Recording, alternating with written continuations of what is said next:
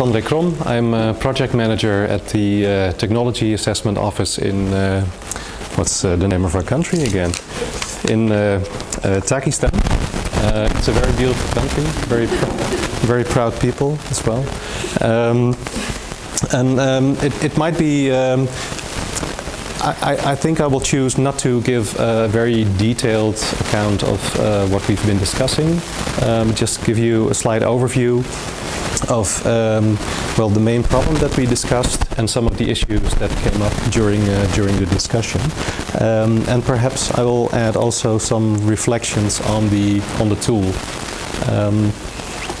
Okay. So the problem that we were talking about has to do with digitalization in all different sorts of domains in society. For instance, health, mobility, at home, well, you name it, there's digitization. And the main problem that we had to discuss was the problem of the digital divide, which has two aspects. First, there's the problem of physical access to, now for instance, computers.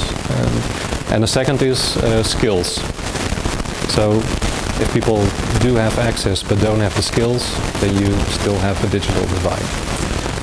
And so the problem that we, the project that we have to come up with, somehow has to deal with this digital divide.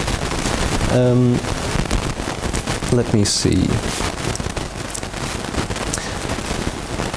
So I think one of the previous speakers said something about stakeholders.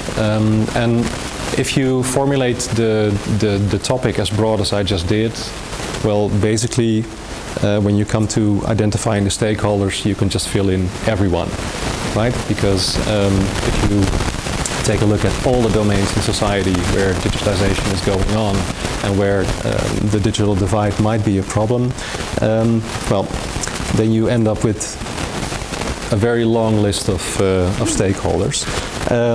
And well, in fact, we ended up with a very long list of stakeholders. And I think one issue that was also brought up by one of the previous speakers, we had a discussion about whether or not we should really focus or narrow the topic in the beginning. And we didn't do that. So we kept a very broad scope. And we ended up as, I think, everyone with a bar very far to the right. We even went to the dark side, I think. And so I think this is an issue, or at least a question with regard to how to use this tool. You can either start with a very broad, well, problem definition, but then you end up with problems because you think, well, everything is important, all stakeholders should be addressed, but then of course it's a very time-consuming, a very expensive project. Or you might put some more time into trying to narrow down your topic in the beginning, and then you might run into less problems in the end. Well, here are some of the problems that we identified. So, as a background, it was given that Parliament already came up with a report on the digital divide. So they identified the two main topics, so physical access and a lack of skills. But this report was still quite general. But the recommendation of Parliament to government was you should do something not only about the physical access, but also about the lack of skills. And the problem is that government did nothing about the lack of skills. They only focused on, well, improving the physical access. So one of the problems was that existing policies need to be revisited. Well, I'm not going through all the list of the problems that we identified. In the end, it turned out that we thought that everything was important. So, well, we had to do, I think, about 20 projects to deal with all of these issues. Let me just go to the role selection.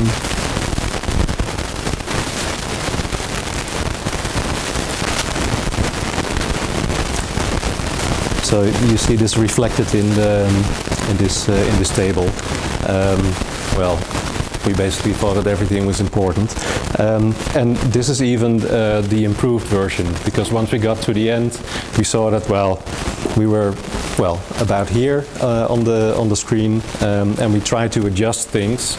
And one of the problems that we encountered was that if you, for instance, in the middle column, look at forming attitudes and opinions, in the end we decided we are not going to focus on that. We decided to focus on doing something with the policy issues. But it is, if you want to scale down, for instance, the importance of setting the agenda in the political debate, it is not very easy if you go back to the problem definition. The framing of the issues is different. Different words are used. So it's not easy to scale back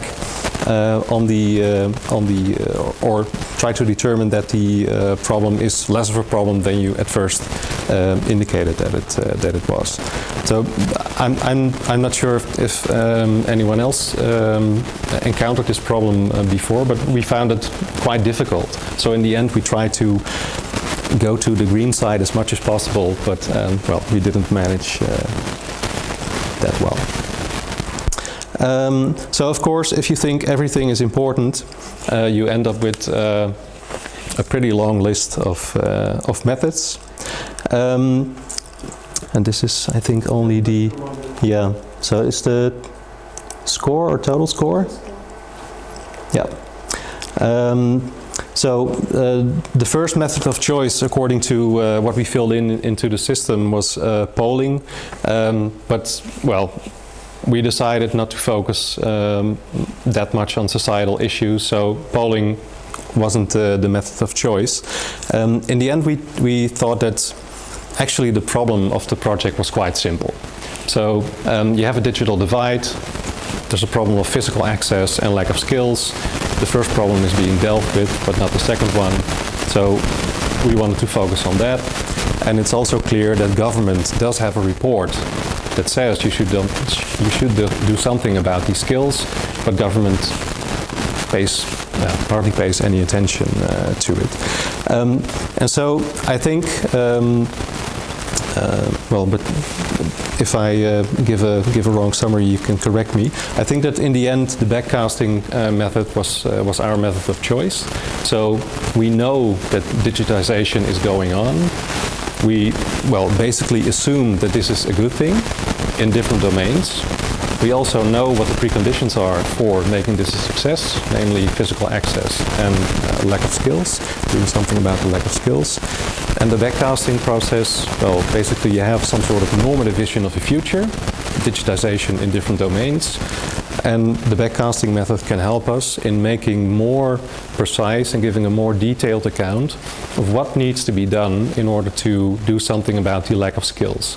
So look at specific domains, look at specific target groups, for instance the elderly. Pakistan has a relatively high percentage of older people, and also and we know from experience, because we talked to at least some of the representatives of these stakeholders, they have much resistance to this technology. So we need to focus on specific target groups, try to identify what needs to be done in order to tackle the problem of lack of skills.